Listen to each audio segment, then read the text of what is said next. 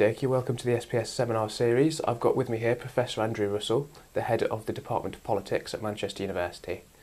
So tell me a bit about yourself. What did you get up to in Manchester? Well, I've been in Manchester for quite a while. I mean, since the mid-90s. Prior to that, I was at the University of Leeds, but my first teaching job was as a temporary lecturer at the University of Loughborough many moons ago. Been writing about youth politics since I was an early career researcher myself, and one of the strange things about doing this is just how the distance in age between the people who I research and my own age has kind of crept up. So I'm now quite clearly not a youthful researcher myself. And what will you be saying in the talk today? How will you be discussing youth engagement? I'm trying to aim for quite a broad-ranging discussion today about some of the rhetoric about youth politics and some of the I want to highlight some of the kind of inconsistencies and kind of strange quirks about how we operationalise youth politics and how it's so emotive in some ways, but there are some sort of double standards.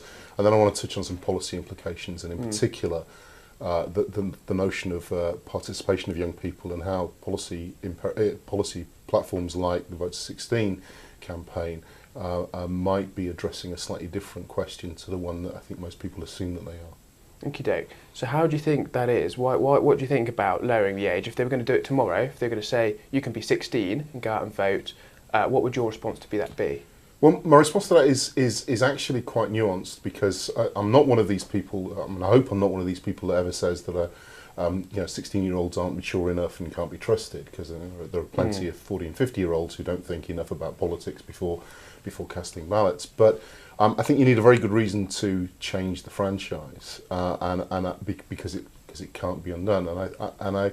Strangely, I think there is so little now that's essential about the age of 16 that I think actually the world has moved on. So one of the big changes of the last 25 years has been the growth in protective rights for vulnerable young people, and all of those have gone up to the age of 18. We now have a pretty much established age of adulthood, which is 18, and it seems odd that many of the claims for Vote to 16, I think, held more water 20, 30, 40 years ago than they do now, because now effectively the school leaving age in England has been raised to 18. The people that you need, things that you need parental rights for, like marriage, joining the army, are things that are seldomly taken up, or as I said, are taken up only with parental permission. And many of those rights are increasingly kind of marginal or not taken up, or largely irrelevant to the process of voting. I think that my big worry about Vote to 16 is that, firstly, it might be counterproductive, but secondly, it would be done for entirely the wrong reasons, because it would be tokenistic and would use young people as a badge by political parties, rather than actually kind of in fostering a real participation with young people and getting young people's issues heard in an effective manner. What do you say to the claim that lowering the voting age would be more beneficial to the left than it would to the right, and what do you think that has to do with policy being formed? It's really, I mean, I think it'd be foolish to pretend that some people in favour of lowering the voting age and are in favour of it because they think there's a partisan advantage there. It's also true that some of the people who are against it are fearful of the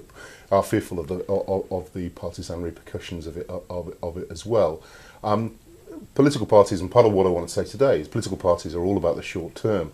I mean, I was involved in talking to a Labour candidate prior to the 2015 general election, and they pretty much seemed to be in sympathy with some of my views about youth protection, until it was pointed out to them that there were 2,000 16 and 17-year-olds in their constituency, and it might turn their very, very marginal seat into a safe one, and suddenly they had a bit of an epiphany and came out in support of their own party's policy.